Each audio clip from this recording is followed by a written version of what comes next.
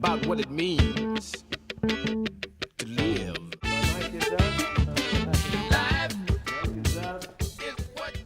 My two turntables and a mic, minus the turntables. Hey, welcome to Monkey Time. My name's Todd. We got about a half hour, and we also have live call-in tonight, so feel free to give us a buzz. We'll put the phone number up. Listen, we're going to talk about a lot of things. There's some neat stuff going on.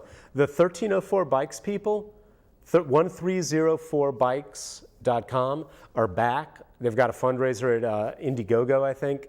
But more importantly, they're back and doing their free bike workshops for Raleigh. They had some problems with the city zoning because they were in a residential neighborhood a few years back. If you don't know what they do, can you put up 1304bikes.com, Carol? Yeah, and I'll link to them on my Twitter page tonight. But 1304bikes.com, it's a collective of people who, with a ton of bike parts and a ton of bike tools, and a ton of bike know-how, and they open up. They've been opening up on Saturdays. They're on West Street, right behind Endless Grind. If you go down Peace Street, past Glenwood, down where the Mellow Mushroom is, keep going and then turn left at West. They're on the right, about half a block up. They found a neat space, and they're doing these free bike repair workshops and trainings where you can earn a bike by taking bike parts apart and, and helping other people, fix their bikes, and you learn as you go. It's a really, really neat group. And every time I would go, for a while they were across the street from my apartment.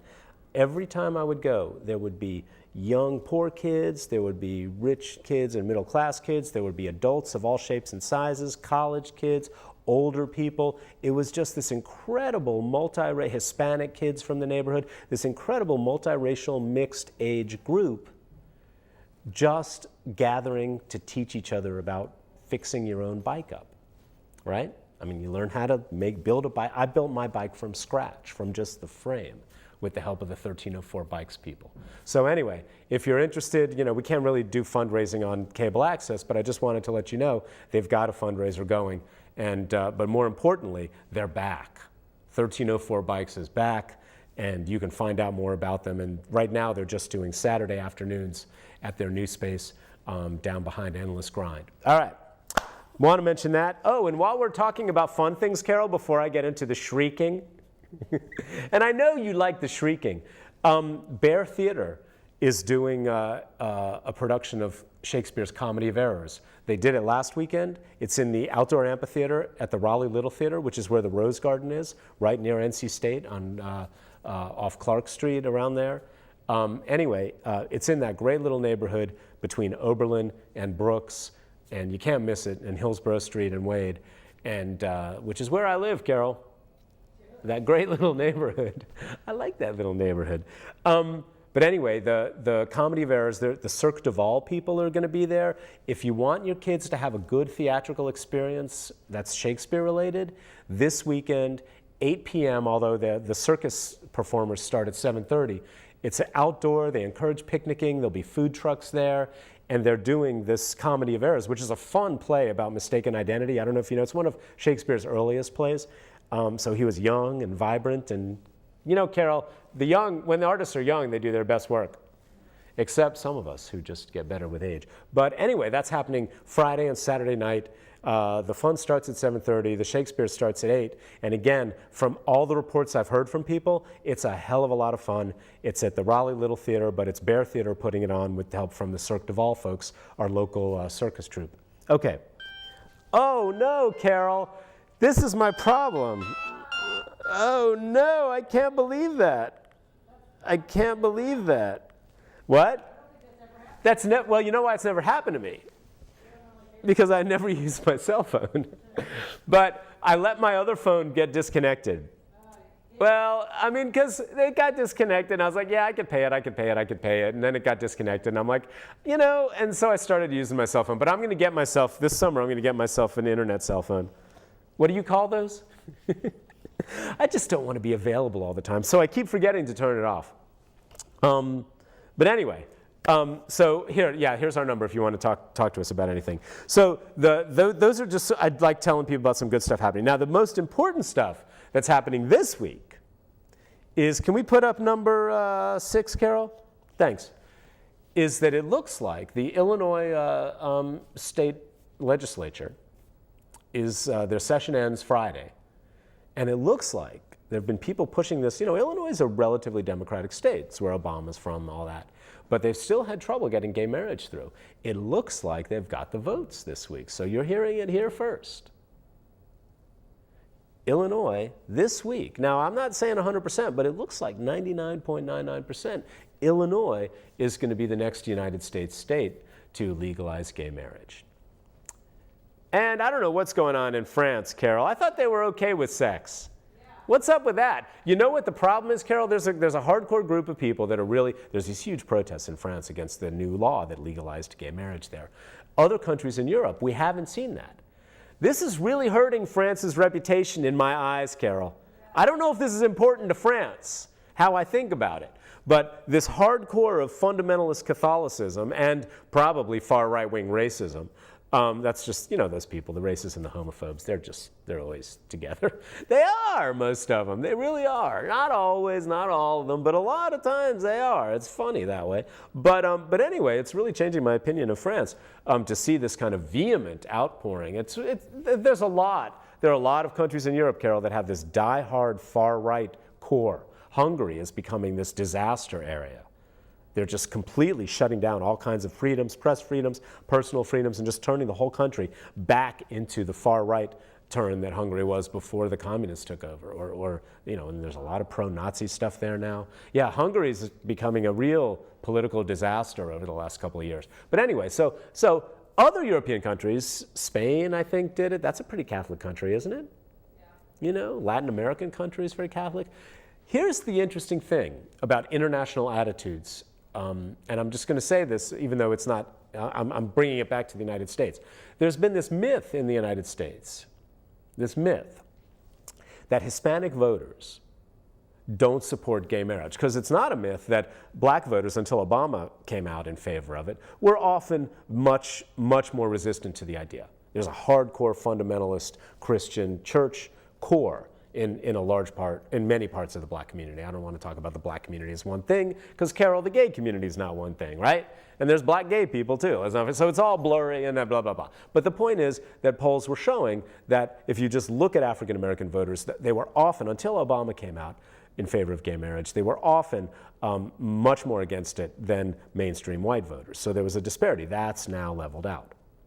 But there was a concurrent myth, Carol. You see, I'm using big words now. There was a concurrent myth, a myth at the same time, that Hispanic voters were also more likely to be against gay marriage. And as it turns out, if you do the research, there was exit polling done at the November 2012 election. And it turns out that Hispanic voters are more likely to support gay marriage than the average American voter, than non-Hispanic voters, I should say, more likely. And there were private polls done earlier in 2012 that said the same thing. But the exit polling generally has been fairly accurate, Carol. And exit polling has shown that that's a myth. And there are Hispanic advocacy groups that have been saying this rather loudly. It is a myth. We don't know where this is coming from. But when you actually do the surveys, when you actually look at the data, Hispanic voters are more likely to say, yes, let gay and lesbian people marry. If you go to my Twitter page, I'll go ahead and post two links to the exit polling data from November 2012 and the private surveys that were done in July or April, I think, of 2012. Yeah, the survey was done in April. Okay, so just wanted to point that out, that don't let that myth propagate. This show's dedicated to Deborah Ross today, Carol. Former head of the ACLU in North Carolina, got elected to the North Carolina, was she a House or Senate member? Senator Deborah Ross, I believe. Maybe she was a House member. I'm sorry, this is me. What can I say? But she's quitting to take on a new role as a lawyer for one of the transportation organizations, the trains and public transit kind of stuff in North Carolina. She is going to be missed in the legislature. Smart, wonderful woman. So the next big event that's happening is Monday's protest. Wow, I kind of went off on that without, we didn't show the footage. I was gonna chat briefly. Oh, I started talking about cool things that are happening. That was the problem. Yeah, this gentleman here, okay, I want to encourage everybody to go to the protest. This is just lighthearted turnabout. That's all this is. So don't attack me, please, police. But this guy routinely films everybody who comes to the Moral Monday protests. He's there every time, filming everything that happens for their records. I don't begrudge them that, but I just want to, as I encourage people to join these, I just want to be very honest about what's going to happen. You will get filmed by the police, by the state capitol police, it looks like this gentleman is, or the legislative police. You will get filmed. Anyway, this gentleman, cute as a bug's ear, it must be said. He is. What are you talking about? You will be filmed. You will be filmed. So anyway, that aside, let's go ahead and show the footage, Carol. I just want it, Monday at 5:30 p.m. is the Mega Monday protest. This is what it looks like. It's angry at times. This is the people who have chosen to get arrested. Now that's William Barber on the right in the black suit. The head of the North Carolina NAACP, he's not getting arrested. He's been arrested enough. But this is the first group of people. Look at these ordinary people. These are the people, I think there were 59 or 57 who were arrested 2 Mondays ago, because last Monday was a holiday. This is the kind of people that are going there. And there was a rally ahead of time. It was very exciting. William Barber's a great speaker. But this is the part where 2 by 2, 3 by 3, whatever, they march in to the legislative building. I didn't show this last week. These are the kind, look at these people. This would be a good first protest for you to bring your kids to, parents. This would be a good protest if you protested in the past, but haven't been protesting for a while. This would be Monday at 5:30 p.m. would be a good protest for you. That's Al McShirley, civil rights lawyer. It's a mixed age. You'll see a lot of the young people kind of hung back. There are a lot of young people, a lot of church people. I think we're now at the non-arrestees, Carol. These are the people not getting arrested. There's the woman in the purple there fanning herself. She's one of the Raging Grannies. They sing funny little songs. The Raging Grannies. There's a police officer. They've been very polite. These are all the people who are filing in to join in support of the arrestees. I was counting. Look at these people. Look at these beautiful, beautiful people. There were over 500 of them on Save Lives, Not Money. I love that. There were over 500 of them last week. They're shooting this week for a huge number of people. Monday, 5:30, the legislative building. And again, it's fun. It's very organized. You can probably pick up a date if you're so inclined. They're really cute people. Look at all these beautiful. There's another Raging Granny. Look at all these cute, gorgeous people. And look at how calm. And then you get into the legislative building, and then there's chanting. The police come in with a bullhorn, tell people to leave. Everybody down on the floor, or down in the rotunda, who doesn't leave, who wants to get arrested, then gets arrested. It's a very safe protest, monkeys. Now, it's one of those things, Carol. Look at all these. There's a preacher, lady preacher, kids, parents, old people, young people. It's just, and this is the rotunda. Look how crowded that is compared to a couple weeks ago, Carol. Remember the first one I showed? It was one deep around the rotunda. Now look at it. We want it even more full on Monday. There's the people down below, support, and there's the people getting arrested. Okay, we can stop, Carol. Again, I just wanted to show you this is what it's like, and take the hesitance down a notch, and encourage people to get out there. One of the most fun things, Carol, is when they were marching in. One of the best chances, whose house? Our house, as they march into the North Carolina Legislative Building. I love that. That's wonderful. It's very low key. It's exciting and thrilling. And then after the arrests happen, everybody files out, goes around the corner. Can you fast forward to that part, Carol?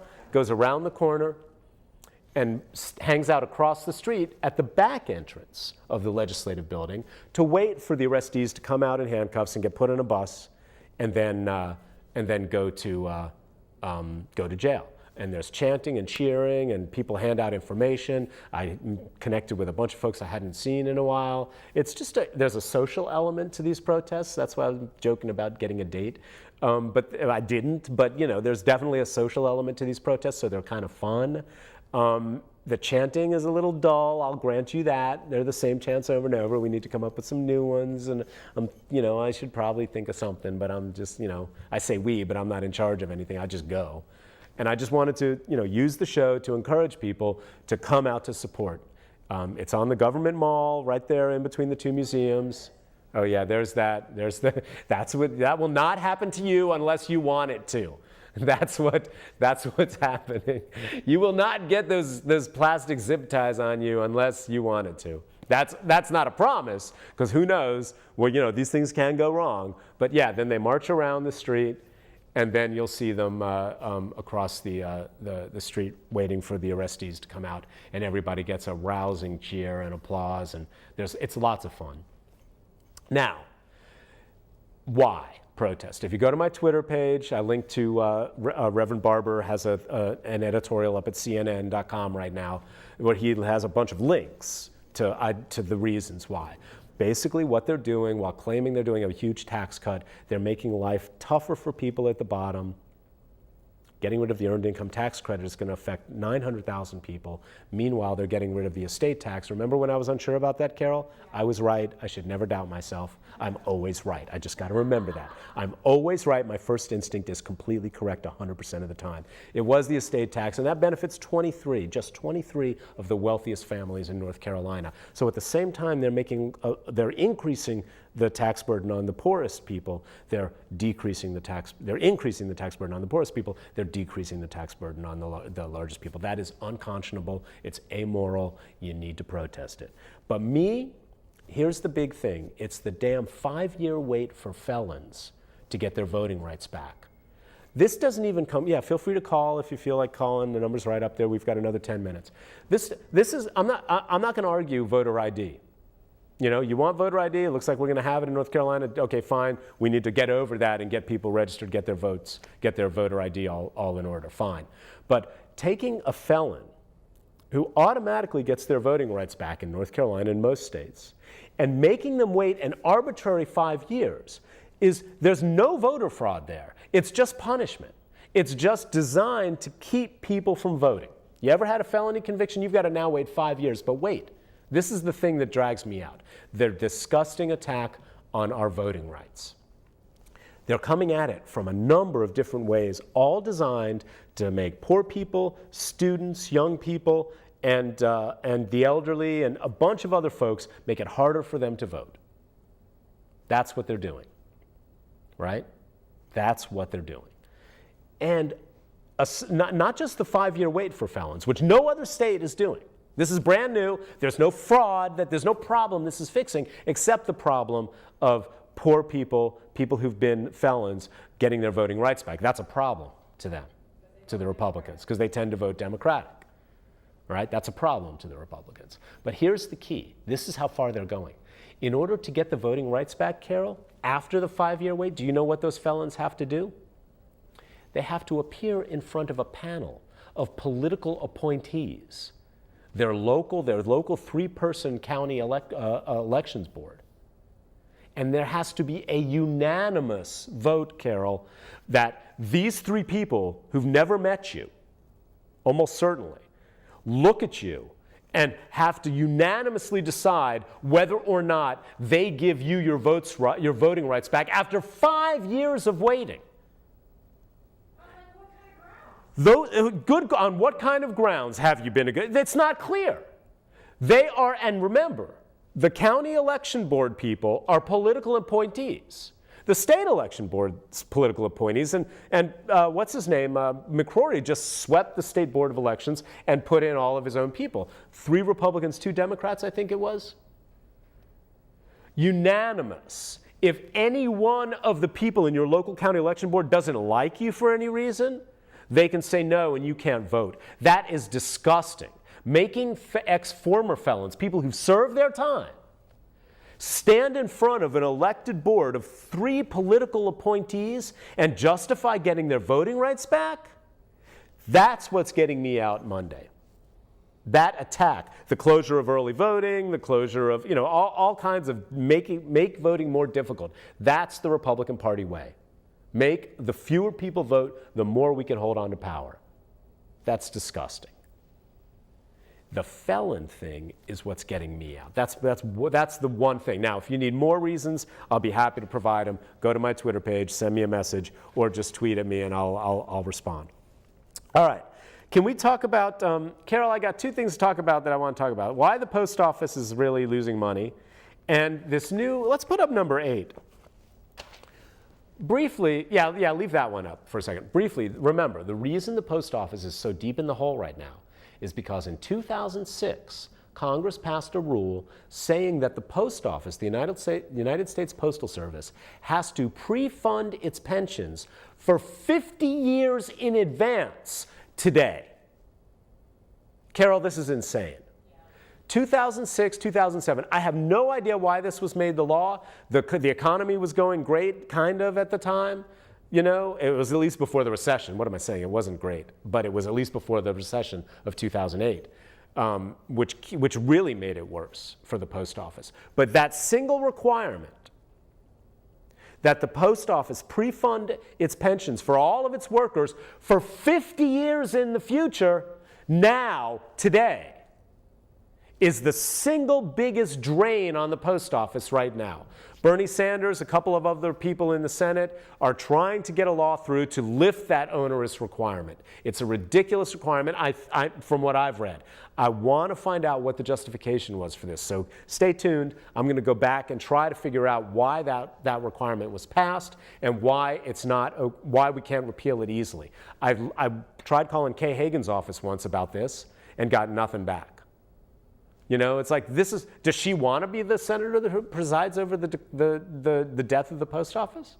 Does she want to be in the Senate that does that? Call Kay Hagan's office and ask her, why is the post office being required to pre-fund its pensions 50 years in advance? No other business does that. I think the Pentagon, the Department of Defense, pre-funds its pensions. I don't even know how long. But this is a ridiculous requirement for the post office, and it's the single biggest factor as to explaining why the post office is so deeply in debt now. Congress not letting them raise the rates, the stamp rates is the other biggest factor, I'm sure. All right, the races, Carol, can we do that? I called my representative, Russ Stevenson, and left a message with the secretary there at the city council, and she said, leave a message for Mary Ann Baldwin, too, who's the public safety city council person, and they're the ones who do the routes and set up the marathons. But I have no problem with the marathons in Raleigh, even though the first year of the Krispy Kreme run, the buses changed the buses went, I don't even want to talk about it, it's still too painful. The first year of the Krispy Kreme run, I had to walk 3 miles to work because a bus right across the street, they wouldn't stop the race, and the bus just kind of turned around and went away, and there's 3 of us at the bus stop, and we're like, wait. Anyway, long story short, that's fine. It was uphill both ways, whatever. But I have no problem with when they're done well, I have no problem with the races. It hurts our business. I shouldn't say our. I work at a store on Hillsborough Street where routinely Hillsborough Street is one of the main streets closed. I'm not speaking for the store, I'm just speaking for myself. I've noticed nobody at my shop ever complains about the races closing us for a few hours in the morning, or closing off Hillsborough Street for a few hours in the morning. There's something new that's been happening, though. Something new has just happened. Raleigh's getting to be known as a spot for racing, right, Carol? Carol's girlfriend runs races, right? And there's a big bunch of runners around here. I love them to death. They're great. I always feel, I bike, but they run, and they have stronger knees than me. This is good. They look fabulous when they're running up and down the street. I love them. They're a boost to the atmosphere, and they're a great help to the city. I have no problem with any of these races. I do have a problem with this new thing, though. There's an Ironman triathlon coming up next weekend. This coming weekend, yeah. Sunday, right? Yes. Sunday. And they're closing Hillsborough Street all day. And the Ironman Triathlon is run by a for-profit company, an out-of-town for-profit company. Now, they do donate a lot to charity, Carol, right? They do donate some to charity. But this is new. That's all I'm saying.